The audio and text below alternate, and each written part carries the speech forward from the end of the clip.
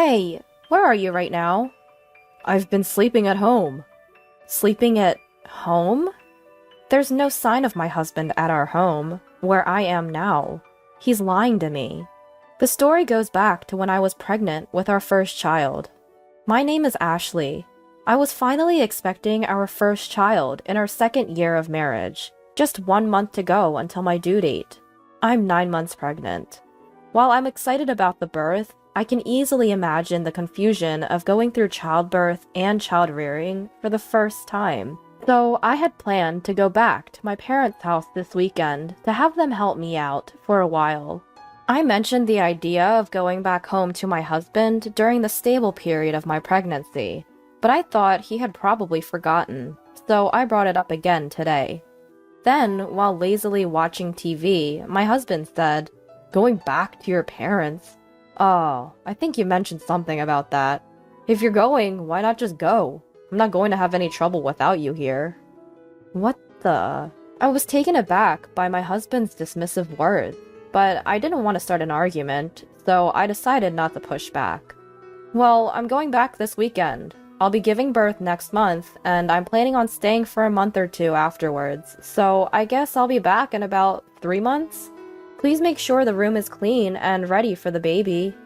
Alright. I would have done it anyway. Oh, and I can't see you off this weekend because I have to work. Oh, alright. I had hoped at least he would accompany me to the station, but that hope was quickly crushed. I knew he was a workaholic. He often goes to work even on weekends, always seeming busy. But I wish he could spare a thought for how difficult it's going to be for me, heavily pregnant and carrying a lot of luggage, navigate the trains. And while I understand that he's busy, I do get lonely sometimes. I don't want our baby, who will be born soon, to feel lonely. Moreover, I have been feeling anxious about whether we will be able to raise our child together at this rate. It's not just my child. When did he become so cold? With these complex feelings, I started packing. Since there was still time before I went back to my parents' house, I decided to send my luggage other than valuables by home delivery service. I, who had been hoping to welcome the baby to a clean house, had cleaned from corner to corner when I started maternity leave a little early. They say that women develop a nesting instinct when they become pregnant. I had prepared a baby bed and secured a space for the baby, and I was excited about starting a new life as a family of 3 when I came back in 2.5 months. But my sloppy husband kept dirtying the places I had cleaned. Maybe I was the one to blame for cleaning too early, but regardless, he seemed to have not lost his sense of living alone at all.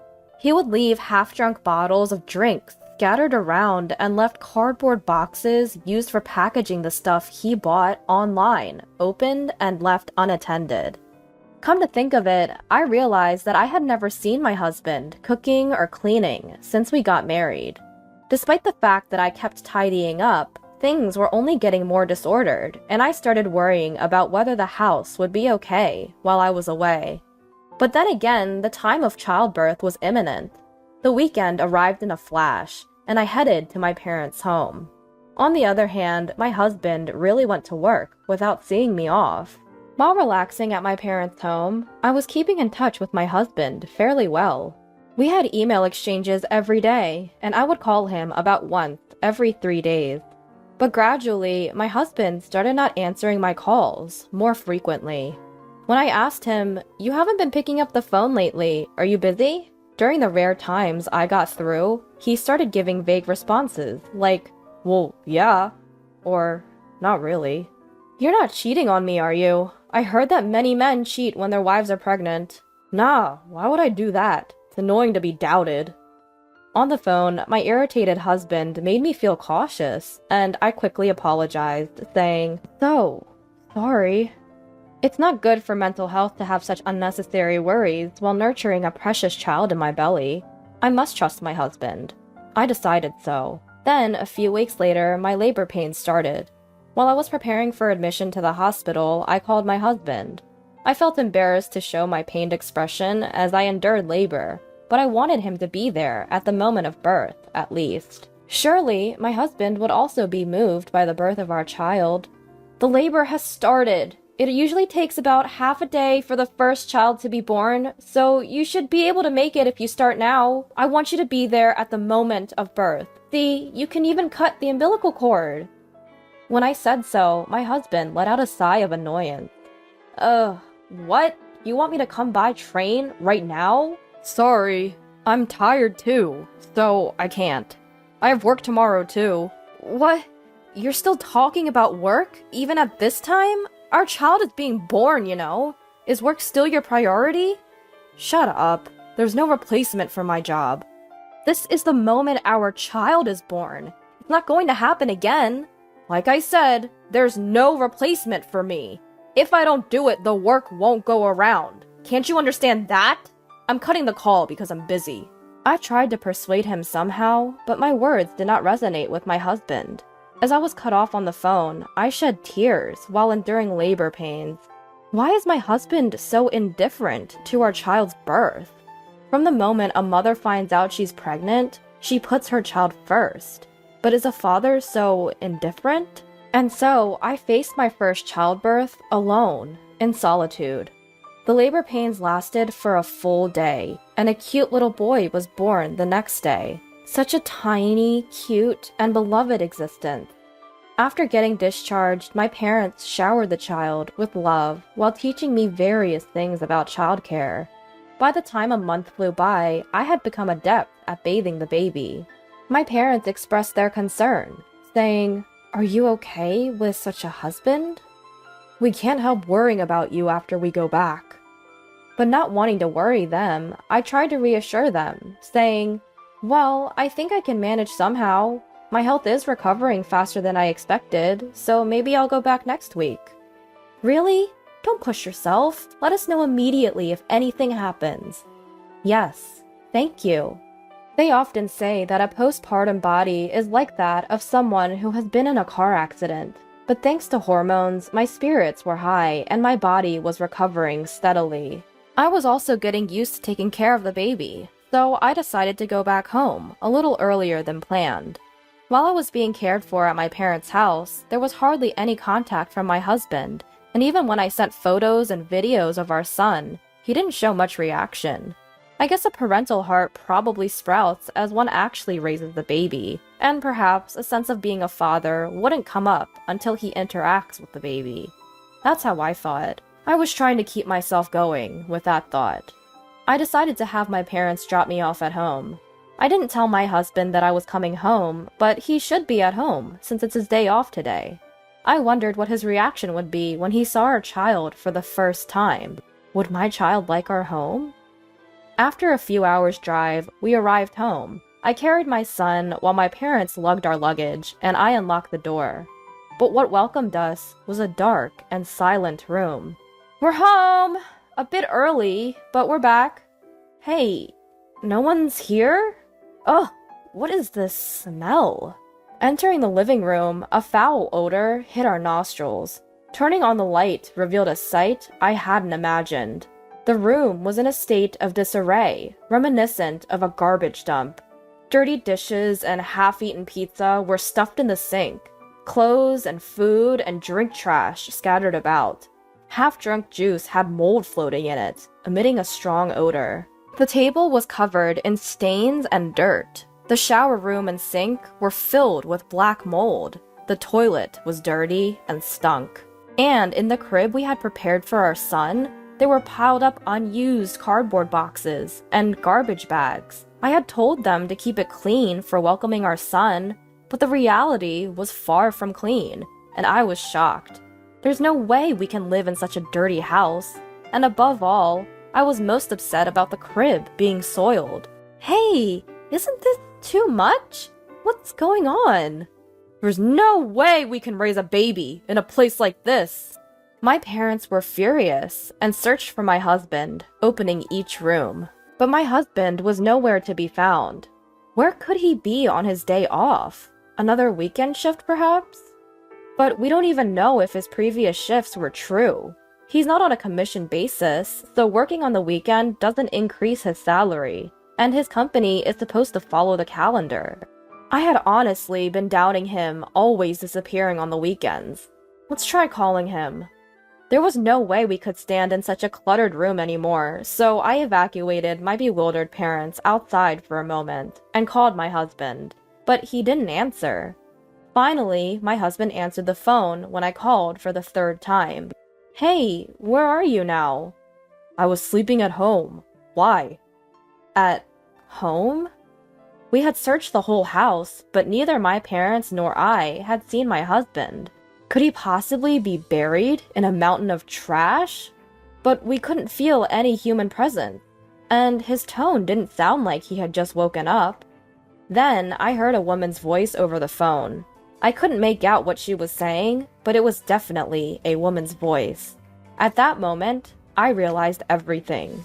This man, he's cheating on me. I can't believe he would cheat on me while neglecting our child. The house was a mess while we were gone. He was cheating on me, and I was furious.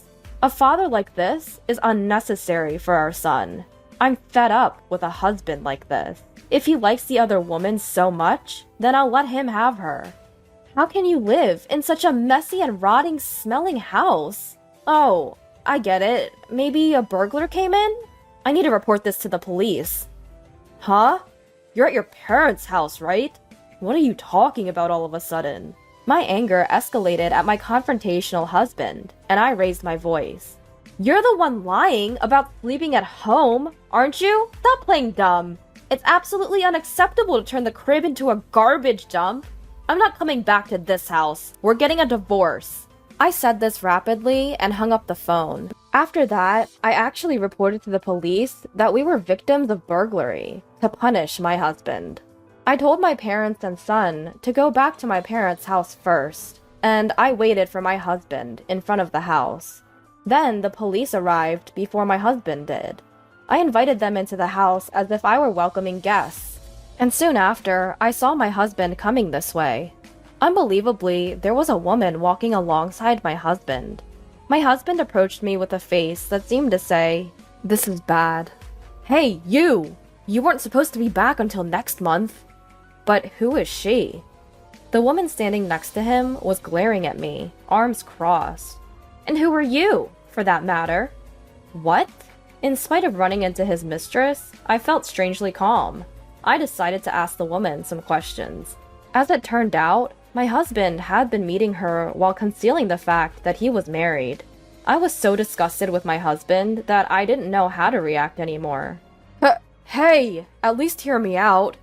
My husband tried to grab my shoulder in a fluster, but I slapped his hand away, not wanting him to touch me. Don't touch me. It's repulsive. The police are checking the room right now. I hope you feel embarrassed having them scrutinize the mess you've made. I'm leaving now. You can explain to the police. Goodbye. Leaving them with a parting shot, I headed back to my parents' house, leaving my husband and the woman in a daze. There were numerous calls from him, but of course I did not answer. I finally decided to respond that night. Apparently, he had explained the situation to the police, and he returned home with a troubled look.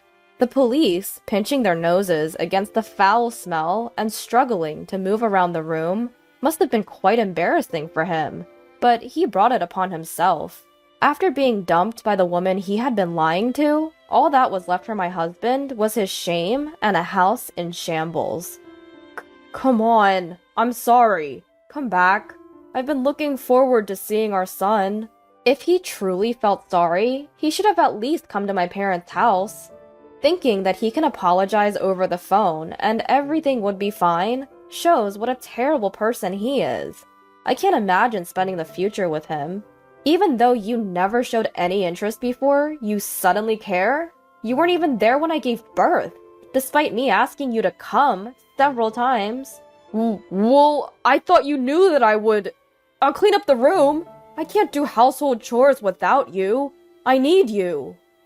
I can imagine my husband getting more desperate and breathless on the other end of the line as I continue to reject him.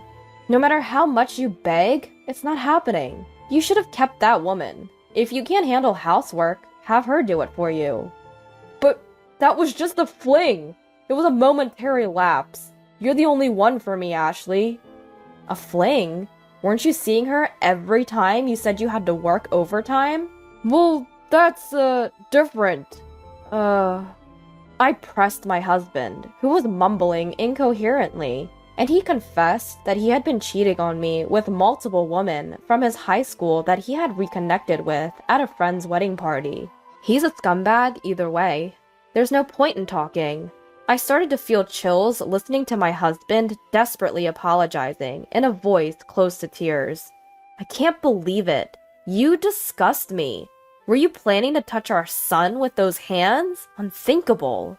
I won't do it again. I'll come to pick you up right now. I want to see you and our son. I'll prove my sincerity. Let's go home together. I couldn't believe what I was hearing from my husband's defiant voice. What is he thinking at this point? I can't trust you. There's nothing more to talk about. I'll raise our son on my own. Ashley, please, forgive. I hung up without hearing the rest of his words. The sound of the call ending echoed emptily in my ear. And so, our short marital life came to an end. Half a year has passed since then, and I decided to start working, relying on my parents. Once I've saved up enough money, I intend to leave my parents' house and start living on my own with my son.